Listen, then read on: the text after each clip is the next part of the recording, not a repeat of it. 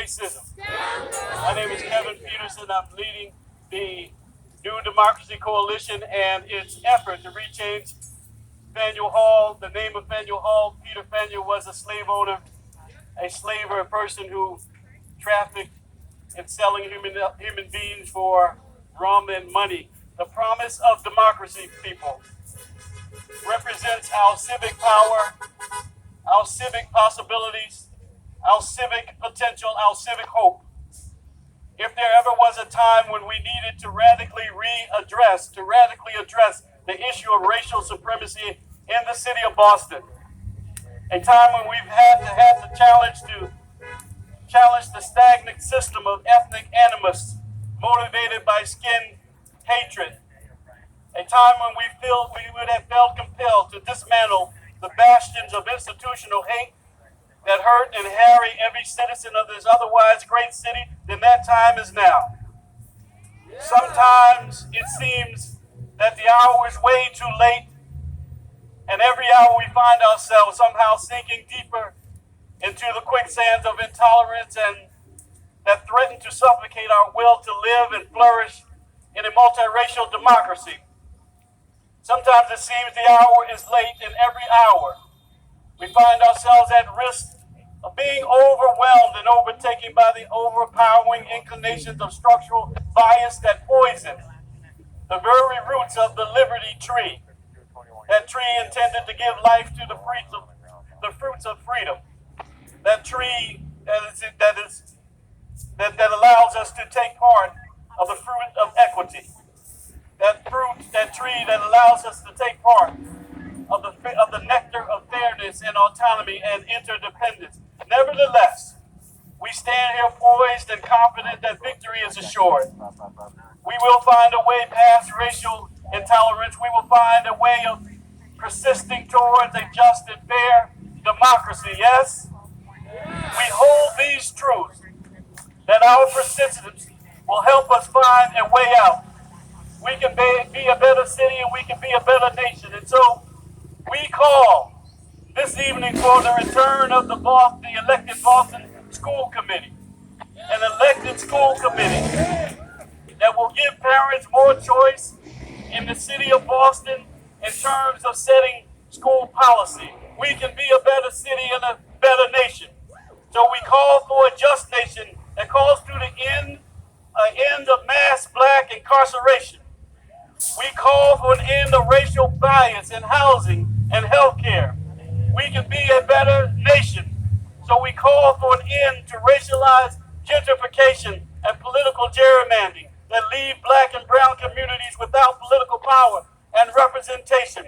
While the nation is still counting the votes leading up to our next president, we must count ourselves in and resolve to make democracy work through our hands and through our efforts. We must count on ourselves to restore civic hope and reinvigorate our resolve to create a free and just society.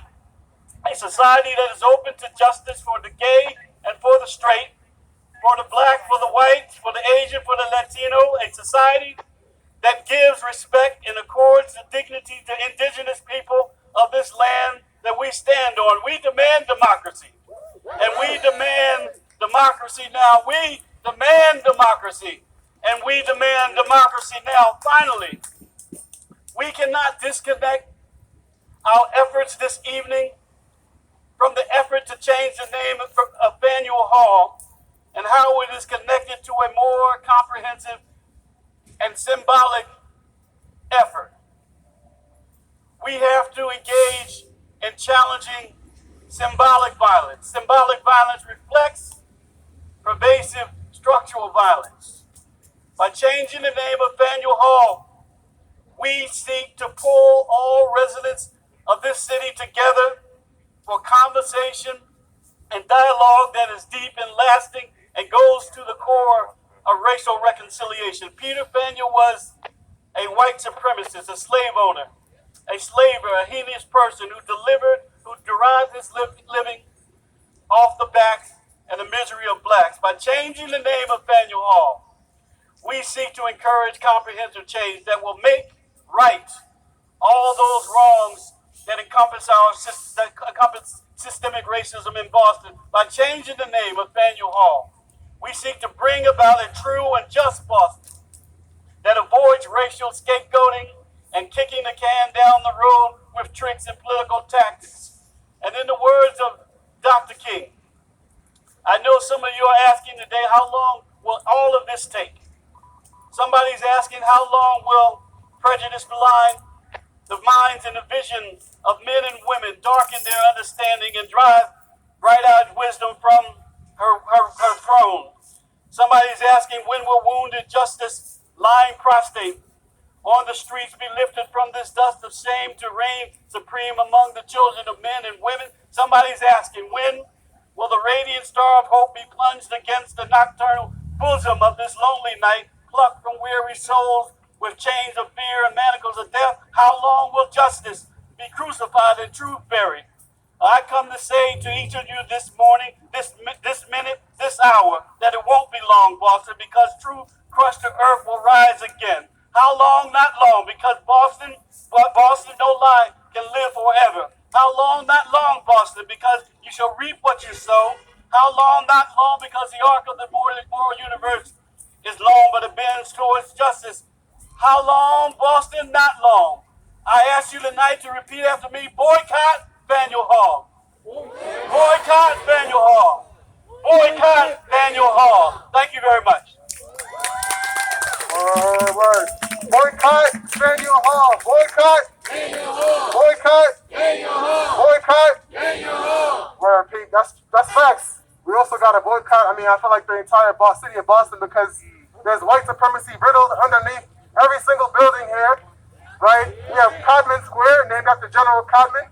They call it Codman Square because his slaves killed him, and they felt sorry for him, so they named it Codman Square. End of story, right? I used to teach at a school called the Oliver Wendell Holmes. Oliver Wendell Holmes was a scientific racist, right? And that school inhabits black and brown students, right? And it's named after a racist. So we got a lot of things to change. So next, I want to bring up our last speaker before we start the march, Hussein, of the Party for Socialism and Liberation. And as we march, if the marshals can get into a position so we can have a spirited and brisk march, right?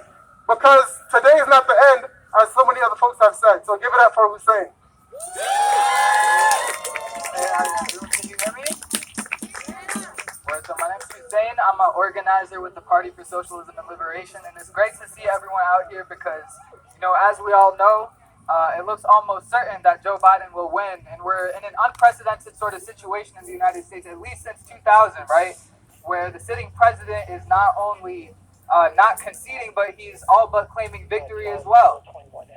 And he's manufactured this narrative of voter fraud, and we're all out here today because we know that's a lie and the opposite is true, right? That this is a calculated and widespread campaign of racist voter suppression, right, in the South and urban areas with predominantly black and brown voters, and so on. So, and Georgia and Florida, I think, in particular, highlight this point that 2 times the mail-in ballots, the rejection rate of mail-in ballots for black and brown voters in Georgia and Florida are 2 times that of whites, right? And in North Carolina, it's 4 times that of whites. But I think one thing that's missing from the narrative, from the mainstream media, is why was the election so close, right?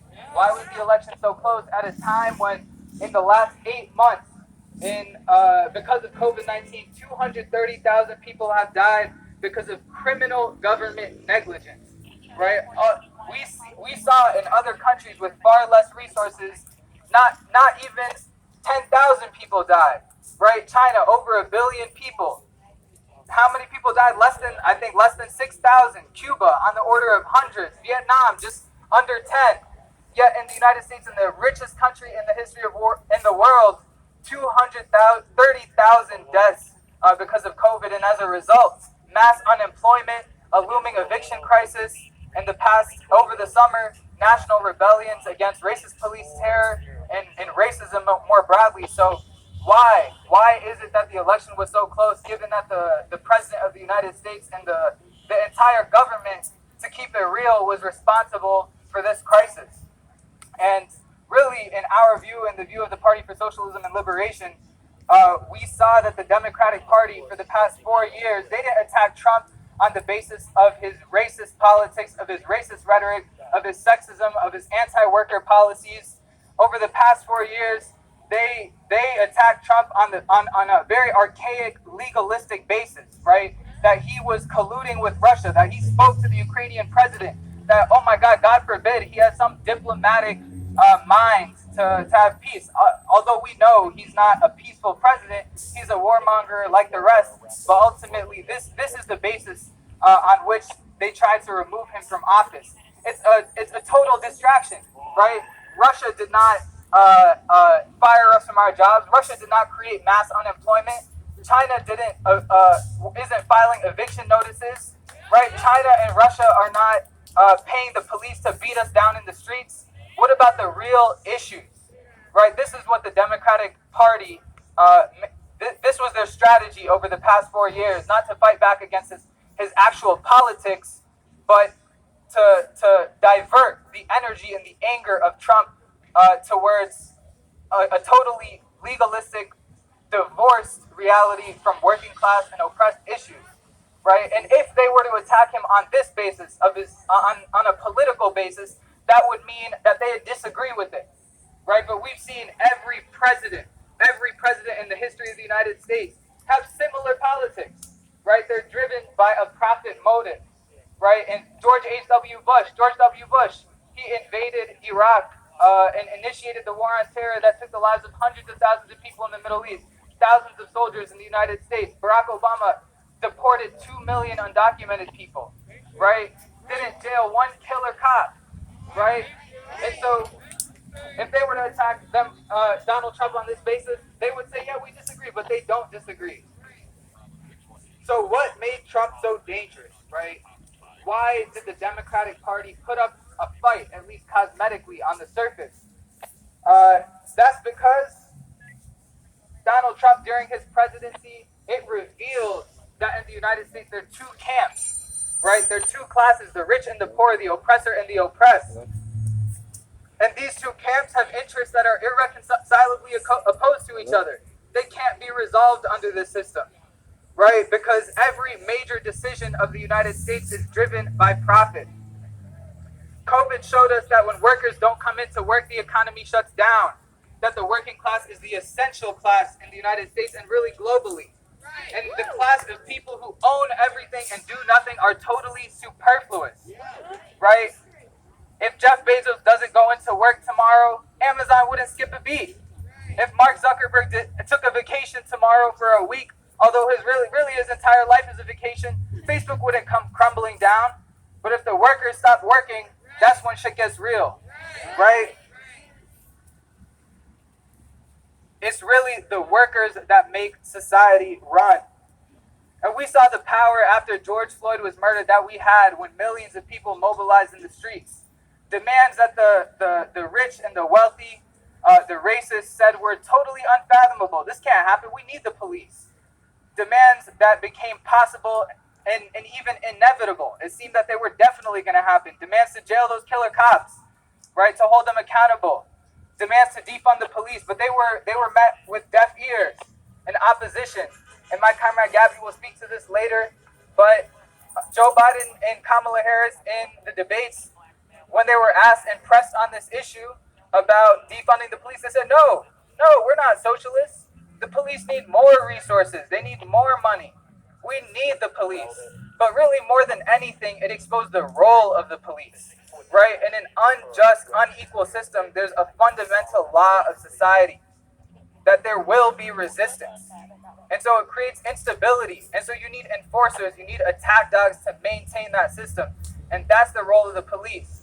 So really what we've seen is that Donald Trump, he's so brash, he's so openly racist, his rhetoric is so out there that it's revealed those divisions, that class polarization that existed all along in the United States, but people were getting hip to that fact, that there are two camps, right? That the police aren't on our side under this system, that the boss isn't on our side. It's not boss and worker unite to fight. It's not oppressor and oppressed unite to fight. they're different. They have completely irreconcilably opposed interests. And what the Democratic Party, their fear is, the reason why they oppose Donald Trump so vehemently is that he is not a stable manager of that system. Right? The Democratic Party, because, again, based on what I said in terms of their resistance, so-called resistance to Donald Trump over the past 4 years, they want to put a prettier face, nicer rhetoric on an ugly, cruel system, right? And so the Democratic Party, even today on CNN, they were given a hat tip to the Republicans. Increasingly, there's a consensus within the ruling class that yes, Trump should concede. And they said, "Oh my God, that's such a great thing to do," right? But these are the same people that were rallying behind Trump's policies, right? They said people they don't really care about the policies. They don't care about Medicare for all. In fact, the Democratic Party in Georgia said if we run on a program of Medicare for all, if we run on a program on the issues of the people, on the issues and the reality of working class and oppressed people, it's going to lose their votes. At a time when Medicare for all has record popularity, right, where the popular demand is to jail those killer cops, to defund the police. No way, says the Democratic Party, right? And so, you know, that this has really revealed, it's made those divisions so stark. And this is precisely why the Democratic Party has put up such a fight. Because God forbid, people are going to start to get hip and get organized and really overturn the entire system. And that's not just a theory, right? That's what happened over the past 4 years with the concrete policies of the Democratic Party. And one final element before I wrap up, why this contest was so close, because there really was a significant voter mobilization, right? There were more voters that casted ballots this year than even for Obama, right? There were more people who casted votes for Joe Biden, who's a comedically unpopular candidate. His first presidency was mired by plagiarism. His second, in the 2007 Democratic primaries, he was polling at 1%. The only reason Obama picked him as a VP is because he needed to cater to a very old, white, conservative Democratic base. So they picked Joe Biden, right? But despite his comedic unpopularity, they propped him up, right, as an electable candidate. They crushed the Bernie Sanders campaign that was dynamic, that was diverse, that fought for social programs that people really wanted, an abolition of student debt, right? The right to a job. I mean, he didn't go that far because ultimately he's a censor candidate in the majority of the world. But they crushed the Sanders campaign nonetheless. And so, you know, as we've seen and as many people have said on the mic today, the Democratic Party does not provide us a vehicle for meaningful, substantive change when people need it the most, right? In the middle of a global pandemic where 230,000 people have died in the United States. As a member of the PSL, a Revolutionary Socialist Party, that's why I'm a member of the party, right? We seek to overturn this rotten system and build a society which instills as human rights the right to a job, the right to housing, the right to health care, by uniting working and poor people with common interests, with oppressed people with common interests, right? It's the party for every working, poor, and oppressed person who is beaten down, spat on, told that they don't matter, and they want to do something about it, right? Because we've seen over the past year these massive mobilizations across the country against police terror. It's not enough just to mobilize. We need to transfer that mobilization into organization, right? And the PSL, that's why I'm a member of the party, right? To build an organization that's tight enough, that's large enough, that can provide leadership to a mass movement with politics that can contend with the most organized and brutal system this world has ever seen. So if you're with it, right, I want you to get out your phones and go to pslweb.org/join, right, and look at our program. Look at the PSL's party program. Look at our statements. Look at what we're doing. Talk to people in red shirts who are here about the struggles that we're involved with to build working class power, to build power for oppressed people, right? That isn't the Democratic Party, because they've shown to be completely bankrupt when it comes to change. And if you like what you see, please do join, right? Because we need more people more people who are committed and dedicated and disciplined to make the change that we need. So I appreciate it again. Thank you all for coming out here despite a Biden victory to really demand what people want to see, right? A cancellation of rents, Medicare for all, the right to a job, housing, etc. And again, I think we're going to mark soon, so I'll hand it back off to Nino, but I'll just end with this one chant. When we fight, when we fight, when we fight.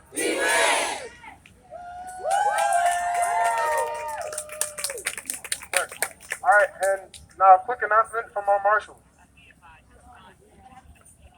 Thanks, Nino. Hey everyone. So are we ready to march? Word. Okay, so I just wanted to make a quick announcement. Marshals are wearing orange vests and we're going to be all around the edges. Please listen to them, follow their lead. We're here to keep you safe.